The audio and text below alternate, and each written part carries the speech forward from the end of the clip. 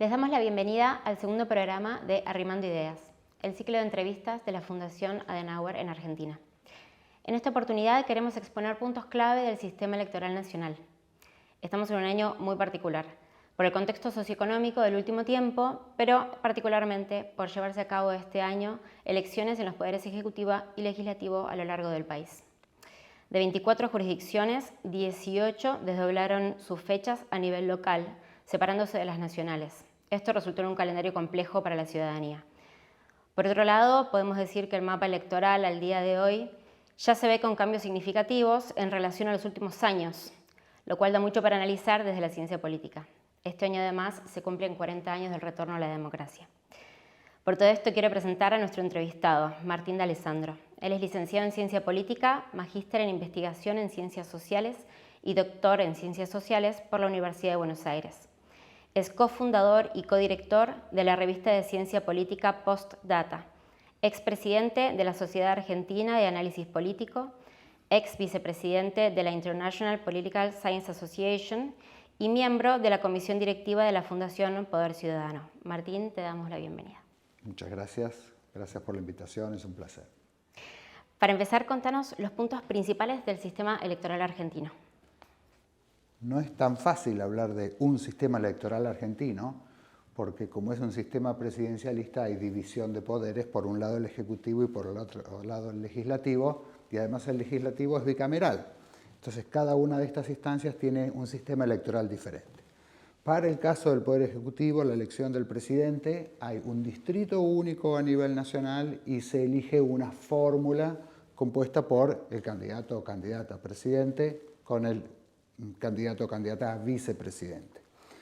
Allí el que sale primero gana con una condición o dos condiciones, que es que el que gana la elección tiene que sacar más del 45% de los votos para ganar en la primera vuelta electoral o sacar más del 40% con una distancia de 10% respecto del segundo.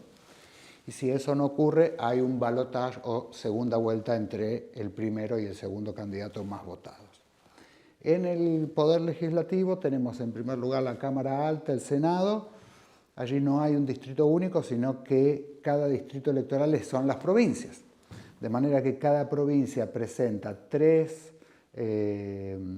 tiene asignadas 3 bancas en el Senado de la Nación y el sistema electoral es de mayoría y minoría. El partido que gana la elección obtiene 2 de esas bancas de la provincia y el que sale segundo la tercera restante. Finalmente, en la Cámara de Diputados Nacional hay un sistema proporcional. De nuevo, las provincias son los distritos electorales y en cada provincia se presentan los partidos y se distribuyen de una manera proporcional. Las bancas que le corresponde a cada provincia se distribuyen de una manera proporcional de acuerdo a la cantidad de votos que cada partido sacó en cada provincia. De la conjugación de estos 3 elementos surge la conformación del Poder Ejecutivo y el Legislativo. Perfecto. Otra característica de nuestro sistema son que las primarias son abiertas, simultáneas y obligatorias, lo que llamamos PASO, que también estuvieron en debate últimamente. También quería preguntarte o pedirte tu comentario al respecto. Las primarias abiertas, simultáneas y obligatorias, PASO, se instauraron en nuestro país en el año 2011. El objetivo entonces es realizar una elección previa a la elección con el objetivo de seleccionar candidatos, no asignar los cargos públicos, las bancas, sino que cada partido pueda presentar diferentes opciones de candidatos y que la ciudadanía pueda elegir cuáles de esos candidatos van a finalmente competir por los cargos. Esto efectivamente recibió algunas críticas. ¿Por qué? Porque en la mayoría de las provincias no todos los partidos presentan diferentes opciones en las PASO. Alrededor de, en promedio, entre un 20 y un 30 como mucho, de los partidos en cada provincia presenta opciones diferentes en las PASO. Por lo tanto, la inmensa mayoría no lo hace. Por lo tanto, se cuestiona si tiene sentido por una fracción tan chica de partidos hacer semejante convocatoria electoral. No tanto por el gasto público que implican, porque desde mi punto de vista, si algo sirve para mejorar la representación y la democracia, el argumento económico no debiera ser algo que restrinja la calidad de la democracia, pero sí hay algunas críticas en el sentido que es muy bueno que los votantes voten, pero no es muy bueno que se cansen de votar. Como vos también mencionaste, muchas provincias desdoblan, es decir, ponen sus fechas de elecciones locales en momentos distintos de la elección nacional, queda finalmente un calendario electoral demasiado largo con muchas elecciones y eso a veces ha recibido críticas. ¿Se pueden hacer reformas a las PASO? Sí, se pueden. Perfecto. Otra reforma que estuvo en agenda y hecho también ingresó a la legislatura nacional es la propuesta de boleta única. Contanos un poco cuál es la propuesta. La boleta única es un instrumento de votación que cambiaría, en el caso argentino, la experiencia del votante. No la forma de contar los votos, sino la experiencia del votante. Es decir, cuando un votante argentino entra al cuarto oscuro, encuentra diferentes boletas de papel. La boleta única tiene todas las opciones de todos los partidos y los candidatos en un único papel, por eso se llama boleta única. No es que uno elige la de preferencia, sino que marca con una cruz o con alguna otra marca su opción electoral, su candidato o su partido. Hay un consenso muy grande en la Argentina en que este cambio sería muy bueno porque reduciría la cantidad de papel que se gasta y que se imprime, porque haría el recuento más fácil y porque equipararía las opciones de cada partido. Porque en el sistema tradicional los partidos que se presentan en elecciones necesitan fiscales, necesitan una maquinaria para acompañar el proceso electoral que no todos los partidos tienen. Del lado inverso, el argumento contrario a la boleta única es el siguiente. Bueno, si la democracia necesita efectivamente partidos fuertes, sólidos organizativamente, que puedan organizar no solamente sus ideas de una manera más homogénea, sino también su funcionamiento, también necesitan tener un aparato que organice internamente toda esa movilización electoral, para evitar que partidos muy chiquitos o muy nuevos tengan candidatos outsiders que sin ninguna experiencia ni educación electoral o con propuestas atractivas para el electorado, pero sin mucho sustento desde el punto de vista organizativo y conceptual, puedan competir en igualdad de condiciones con los partidos más centristas. Estas son las dos posiciones generales. Me parece muy interesante. En Alemania, si bien el sistema es bastante distinto, tenemos muchos puntos en común y ellos tienen la boleta única. Quizá podríamos en algún momento mostrarla desde la fundación. Pasando al nivel local o provincial, otra particularidad es la conocida ley de lemas. No todas las provincias lo tienen, genera bastante debate. También quería pedirte una breve exposición al respecto. Nunca los sistemas electorales o las fórmulas electorales o los instrumentos de votación son perfectos en todo sentido o deficientes en todo sentido. Depende, son herramientas y por lo tanto depende del efecto que uno quiera lograr, si son apropiadas o no. En el caso de la ley de lemas, como sabemos, cada partido presenta diferentes opciones. Es como si tuviésemos las elecciones PASO y las generales en el mismo momento y en la misma votación. Es decir, diferentes opciones, diferentes candidatos del mismo partido. El elector, entonces, elige el lema o partido y dentro de las opciones de ese lema o partido, el candidato o la lista A, B o C dentro de ese partido. En Argentina llegó a haber muchas provincias, 12 con ley de lemas, después viendo los problemas que ocasionó, muchos derogaron la ley de lemas, algunos la volvieron a reponer.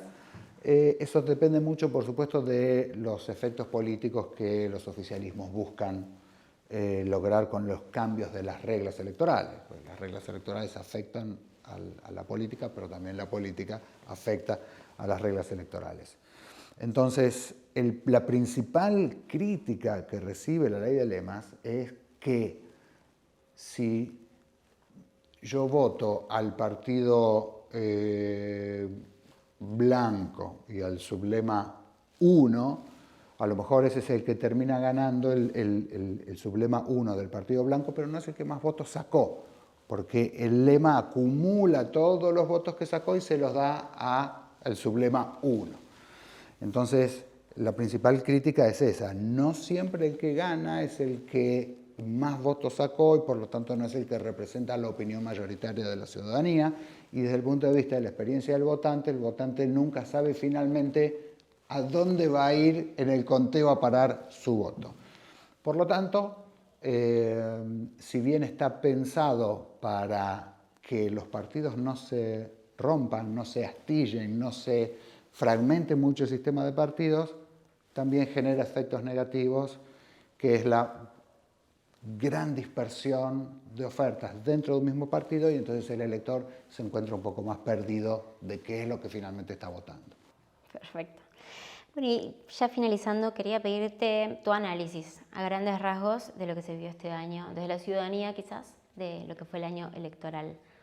Bueno, en primer lugar, lo que mencionábamos antes, un calendario electoral muy extendido, muchos domingos con votación, a los que nos gusta mucho la política, las elecciones y los resultados nos parece fantástico, pero no es necesariamente lo que opina la mayor parte de la ciudadanía. En segundo lugar, nuevamente las PASO fueron muy poco utilizadas, sobre todo a nivel presidencial. Hubo solamente un partido, Juntos por el Cambio, que utilizó las PASO de manera competitiva para realmente definir quién iba a ser el candidato presidencial. Esto es algo que se vino repitiendo en otras elecciones también. No se usaron mucho las PASO para la elección presidencial. Y finalmente, la sorpresa, por supuesto, en las elecciones PASO de un tercer partido, un partido nuevo, un candidato relativamente nuevo que sale primero en las elecciones PASO, que llama la atención, por un lado, por las características personales del candidato, que no vienen al caso ahora, pero sí porque un poco se quebraron las reglas de lo esperable, ¿no es cierto? Las reglas de lo esperable son, por ejemplo, que las elecciones provinciales traccionan a la elección nacional, y eso no ocurrió, que los partidos políticos que tienen maquinarias electorales trabajan mucho para fortalecer a sus propios candidatos, y eso no ocurrió, porque el peronismo, que es la principal fuerza política desde hace 80 años en la Argentina y era un partido prácticamente imbatible, el protagonista del sistema político argentino, salió por tercero por primera vez en toda su historia. Entonces se abre el interrogante respecto de cómo va a configurarse a partir de ahora la competencia política en la Argentina. ¿Va a seguir en términos de partidos tradicionales, arraigados, que es lo que la disciplina y la experiencia de los académicos y estudiosos dicen que es lo más conveniente para la democracia, o se va a producir una fractura y una fragmentación del sistema de partidos como en otros países de América Latina, por ejemplo Perú, por ejemplo Chile, más recientemente, por ejemplo Ecuador, que compiten muchos partidos nuevos, con muchos candidatos nuevos, y entonces los electores no tienen un conocimiento acumulado ni una experiencia previa y tienen que estar tomando una decisión desde cero en cada elección. Eso no parece ser lo más recomendable, pero probablemente sea, no lo sabemos aún, un escenario que pueda presentarse en Argentina. Perfecto, muchísimas gracias. No sé si querés dar alguna reflexión final, como cierre ya de esta entrevista. Gracias por la oportunidad. Nosotros los politólogos siempre estamos trabajando, estudiando y enseñando para que la democracia sea estable, que dure, que no se quiebre, que no se desgaste, que no se erosione y en la medida de lo posible para poder mejorar su calidad. Es decir, que los electores, la ciudadanía, los votantes se sientan más representados por sus representantes y se sientan más conformes con el único régimen político que les garantiza tener instancias de decisión sobre cómo va a ser su propia vida. Todos nuestros trabajos, lo que opinamos acerca de los sistemas electorales, los partidos políticos, las circunscripciones electorales, los calendarios y las cuestiones que a veces son muy técnicas, están siempre orientadas a este objetivo común que creo que compartimos mucho, que es la importancia de la democracia y de su calidad, porque todas las otras opciones son mucho peores. Totalmente. Exactamente, es eso también lo que nosotros queremos poder promover y acompañar a todos los que están trabajando por eso. Así que agradecerte por tu tiempo, por compartir tu conocimiento y agradecer a todas las personas que nos están siguiendo. Muchas gracias.